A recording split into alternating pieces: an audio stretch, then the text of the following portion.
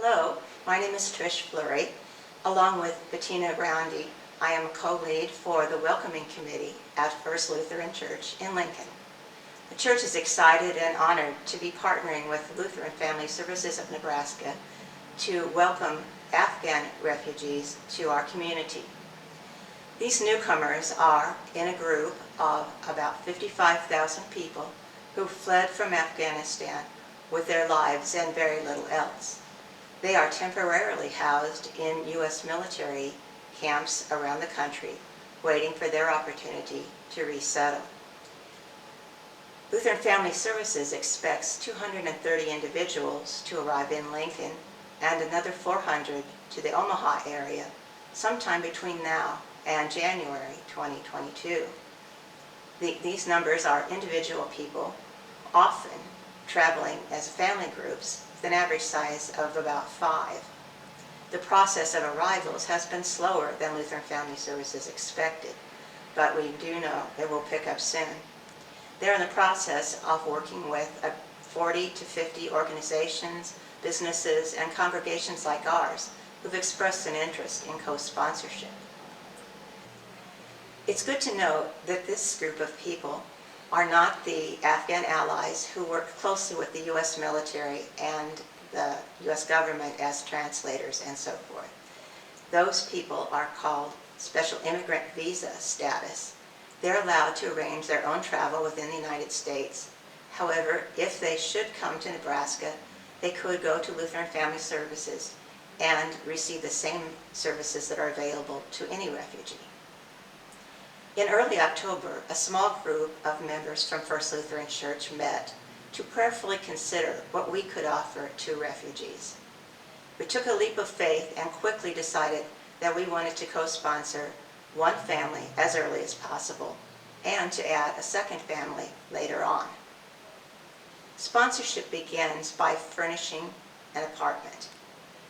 Lutheran Family Services finds the apartment when they know of the person's arrival. If advance notice is given, I hope that we will be able to arrange a group of members of our church to meet them at the airport. That is a very heartfelt and memorable experience for everyone. It shows our support and welcome upon their arrival. Later in this video, I'll give more information on the sponsorship role. There's many things that are needed to do to help the family successfully settle. Hello, my name is Bettina Roundy, and as Trish mentioned, I'm co-chair with her on this Welcoming Refugees project. I'm also the team lead for the group that is working together to try to collect donations so we can help set up the apartment there. It's a critical first step because we really need to have these items pulled together before we can be matched with the family by Lutheran Family Services. I was really struck by the photos on television of people getting onto airplanes, not carrying anything, only leaving with what they had on. And I can't imagine leaving behind all the cherished possessions, all my household goods, all the things that meant so much to me. So really, I know that we will never be able to replace those items, but we can make their lives more comfortable. We can make their apartment welcoming and safe and comfortable for them. And that's what we're really trying to strive to do. By doing this, the refugees can then focus on those other areas that's so important to get settled here in Lincoln. They can learn the language, they can go to school, they can focus on getting to work, all those other types of things that we really don't want them to, we want them to focus on those and not on the apartment and the comfort that they have there. And Trish will be talking about some of those areas later in her discussion. So what we're doing is we're taking a multi-step approach. We are going to use our tags for a lot of these household items that we think that the families will need. And we are updating these as we are going through and saying, oh, we forgot this. So for example, we've added some for laundry baskets because if the family needs to go to the laundromat or go someplace else in their apartment building to do laundry, they'll need something to carry those down. So we will be adding, so please stop by the table and pick these up. The tags will be here in the Welcome Center on Sunday mornings, and during the week and on Saturday night they'll be out by the chapel as well. And then Cindy has the baggie full of cards in the office if you just want to swing by and see what else is there. We're also doing an online sign up as well for some of the larger items. If you have twin bed frames or twin box springs, you can go ahead and sign up to donate those types of items. And we also have some bedding on there, mattress pads and sheet sets. So please take a look and contribute as you're able for those types of items. The third item that we are looking for, if you are so inclined, is to do monetary contributions. Perhaps you don't have a dresser, perhaps you don't have time to go shopping, and you prefer to give us a donation that we could then use to go and shop for those needed items as well. If we have envelopes on the table in the Welcome Center, just put on your check, make it out to First Lutheran Church, and then put Refugees on the memo line so it gets credited to our account there. And then we will use your generous contribution in order to buy things that we need as well. And some of you have already asked, are there other things that we can donate? This could include area rugs, bookcases, and other types of things. And the question is, we just don't know. We don't know how big the apartment is. We don't know the family size. We don't know what we're going to need until we actually use it. So I'm keeping a list of things that people have said that they'd be willing to donate if we need them. And so please stop by and add your name and item to the list, and we'll reach out to you as our needs become known on that. Our goal is to have everything that we need by the 7th of November, so really just around the corner, because we want to be able to use that time then to reach out to Lutheran Family Services and say we're ready, we can go ahead and accept a family now. At that time, Lutheran Family Services will match us with a family. As Trish mentioned, we don't know the size of the family, we don't know the composition of the family, and so we're going to probably have to work very quickly then to get other items. If the family has a small child, then we'll have to maybe get a crib or a high chair, something that will help keep that child safe within the apartment and help the family in that way. Some of you have asked us when the families will be arriving here in Lincoln, and a couple of families have already been arrived and assigned to other groups and organizations to sponsor them. But we just don't know when they are coming from the U.S. military bases, when they will be arriving here. So sometimes, as Trish mentioned, we will just have to react as quickly as we can. So we might just send out a flash notice saying, hey, they're coming today or they're coming tomorrow. Can you help us meet people at the airport?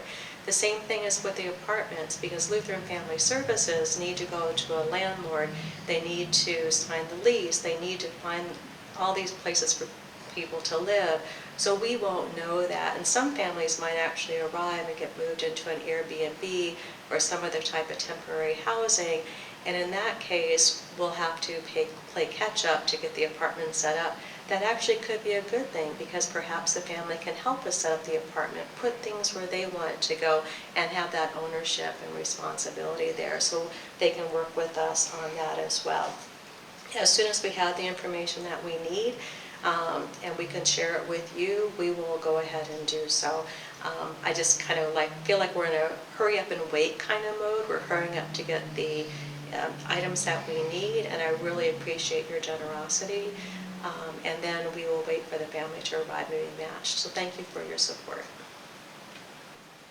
Bettina and her team have a huge task in process collecting household and hygiene supplies. This is moving very well thanks to the generosity of our congregation. Furnishing an apartment is a key, but it's really just the beginning of the sponsorship journey.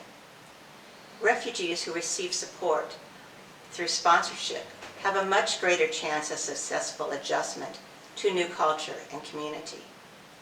We will be forming a family care team to engage with our new friends. There are many roles. As I describe these roles, please think of your interests and skills. If you want to be a part of a team, please let me know. One of the teams has to do with language and education. Some of the focus of this committee or team will be to help the refugees, sorry, I can't say immigrants.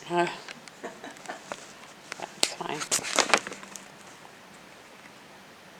Please let me know what his last name is. Yeah. Okay. One of the teams that we will form has to do with language and education. The role of this group will be to assist the newcomers to learn or improve on their English skills and to assist children to enroll and adjust to school. The team on transportation will coordinate and also do the driving to appointments, classes, jobs, and even maybe take a trip with the family on a Star Trend bus ride. The employment team will have the job of helping with job searches, interview practices, and even just cluing them in on what's expected in the workplace as far as work hours, punctuality, and fringe benefits. We know that everyone's work experience is different and will have to be tailored to their needs, but I would imagine that the American way of life is odd and confusing to each of them. Orientation to Lincoln will be an important part in helping these new families adjust to life here. Inviting them to join your family in a fun activity will help to aid their transitions. Maybe they'd be interested in a trip to the zoo, to Morrill Hall, to Holmes Lake, or a visit to the local branch of the public library closest to their apartment. Culture shock is another situation that will impact the lives of the resettlement adjustment of every refugee. This is not exactly a committee, but really something that every one of us can manage to provide an opportunity to peel away fear and confusion for any refugee. The interactions can be formal or informal anytime you talk with them. Refugees, by definition, are people who are fleeing persecution or the fear of persecution. It wasn't their choice to leave their homeland, and they are not prepared. Will they know how to set a thermostat, how to heat an oven?